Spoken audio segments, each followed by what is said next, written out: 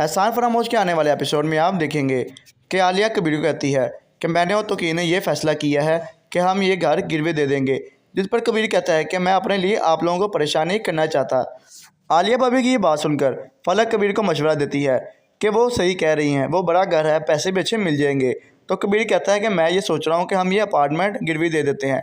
तो फलक कहती है कि आपने मेरे लिए एक ही अपार्टमेंट लिया है और आप उसे भी गिरवी देने की बात कर रहे हैं। तो कबीर कहता है कि कंपनी में लॉस हो जाएगा अगर हम ऐसा नहीं करेंगे। तो दूसरे सीन में आप देखेंगे कि कबीर जब घर आता है तो नौकरानी इल्हाम को संभाल रही होती है, जिस पर कबीर फलक को कहता है कि इल्हाम को संभालने की जिम्मेदारी तुम्हारी है, नौकरानी की नहीं है।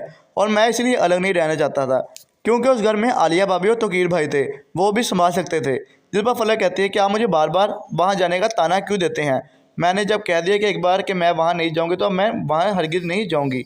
आलिया भाभी कबीर से बात कर रही होती है कि अगर तुम दोनों यहाँ होते तो इल्हाम की बेहतरीन तरीके से केयर हो जाती। यह बात फलक सुन लेती है।